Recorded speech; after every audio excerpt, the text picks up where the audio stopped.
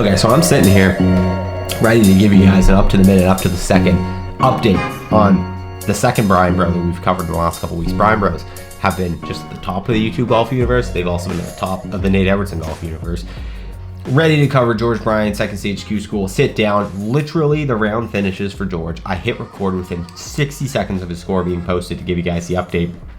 Record the whole video, take out the SD card, put it in my computer, put it into Premiere. There's no audio. I didn't turn the mic on. Now, if any of you guys are videographers or YouTubers, you're gonna feel my pain in this. So this is it. I'm doing it all over again. The good news is that it's gonna be better for you guys because I'm gonna be able to edit what I said to make it more interesting, I guess. You guys know I don't do this off a script. I don't sit here and prepare something to say. I hit record and I go off the dome piece.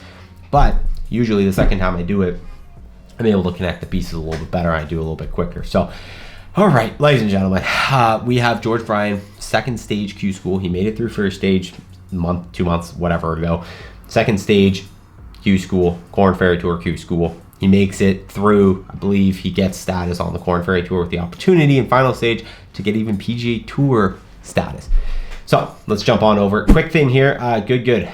You guys know they've been an apparel sponsor of mine for coming up on 2 years now, which is awesome. They've been an incredible supporter of the channel. They're having their cyber sale. It's up to 40% off on their site. The one I wanted to promote to you guys, just because I think, a lot of us maybe don't have a bunch of money to drop on apparel, but you still enjoy the product.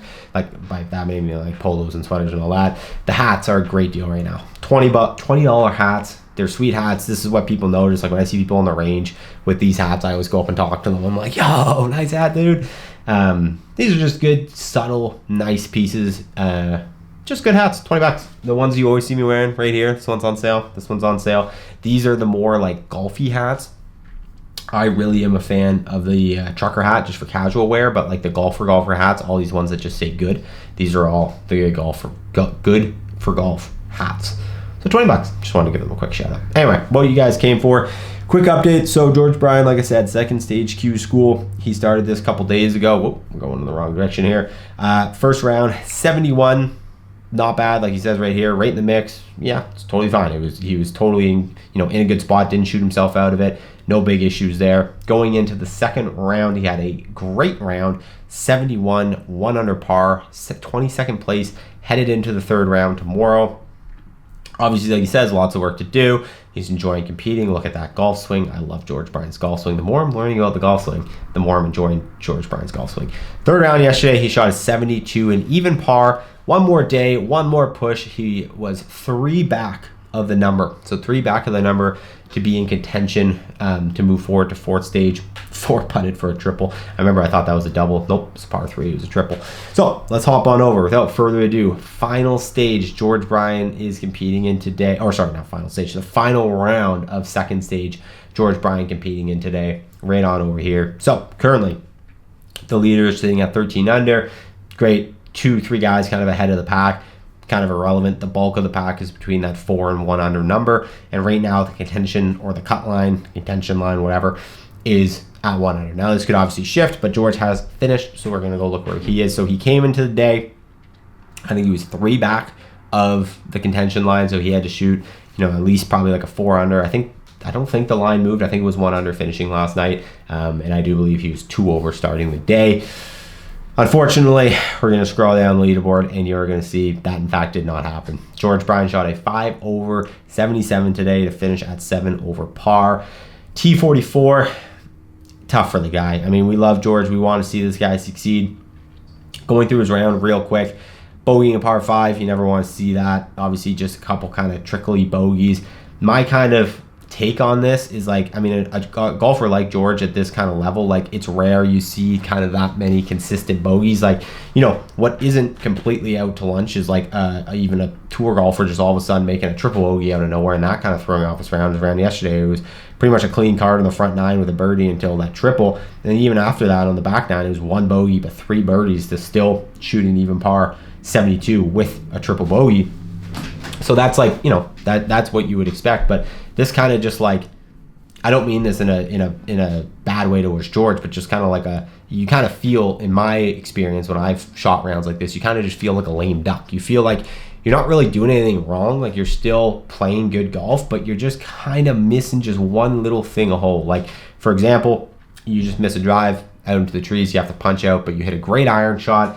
Maybe it just lands on the wrong tier. You have 15 feet, you hit a good putt, it's on your line, but you just misread it, and then you're tapping in for a bogey, and then you just rinse and repeat that. Maybe you hit a great drive center of the fairway, hit a great iron shot, again, lands on the wrong tier, just skips off the back of the green, you hit a good chip, but it's only to like 15 feet. And again, you read it well, maybe you just don't give it quite enough gas, and then you're tapping it for a bogey, and then that just kind of happens. And like, I don't know, top to bogey 2 par 5s, obviously burgundy par 5 on the first and on the back. It's never a good thing at well, any level of golf, but especially high level of golf. But yeah, I just feel like this kind of just like bogey-ish round is obviously, it's just not going to do it. So I feel for the guy. I mean, the good thing is, you know, I said this earlier, and it's really a point I want to drive home, is like, George is in such a good position right now, like such a better position than I would argue like all of these golfers. Like, you know, minus if any of these guys are like trust fund kids, but even then, like if you're a trust fund kid, most of those people are just miserable because you have like no need to achieve anything in life, so you feel like directionless and whatever. George has achieved almost the best thing you can ask for in golf. He's one of the most influential people in the game of golf who gets to play it for a living through his channel, Bryan Bros. Like, he is beloved by hundreds of thousands of people, and this is not going to impact his ability to do that whatsoever. And this is only going to help him. You know, it's going to create a great video. People are going to come to his aid and support, and you know, I'm sure he's still going to get exemptions. He's going to be able to Monday qualify. He's going to be able to do all these things. He didn't need this, is what I'm trying to say. A lot of these guys, like, they do what George did, and they miss, and they're out, and they're not in contention. They don't get their card. Like, they're grinding mini tours. They're barely breaking even, if not losing money all next year, trying to chase this dream. George is able to chase his dream of playing pro golf without any of the like, my life is ending stress if you don't make it. So it's a great position to be in. He can obviously come back. He can try again next year. I think he clearly has what it takes. He's made the cut on the PGA Tour. He's an incredible golfer. Like, he's not finishing bottom of the pack by any means against a field of all guys who qualified their way to get here. They all qualified through first stage to get here, minus, I guess, some exemptions from tour guys maybe, but I think all those guys just go to final stage. My point is, very stacked field, and George performed super, super well. So he'll be back. It's no sweat, but I just wanted to cover this for you guys. Wanted to give you an up-to-the-minute update on our boy George. I've been covering a lot of Bryan Bros recently. I absolutely love these guys, and you know, I only want to see them succeed, especially George. Such a nice guy.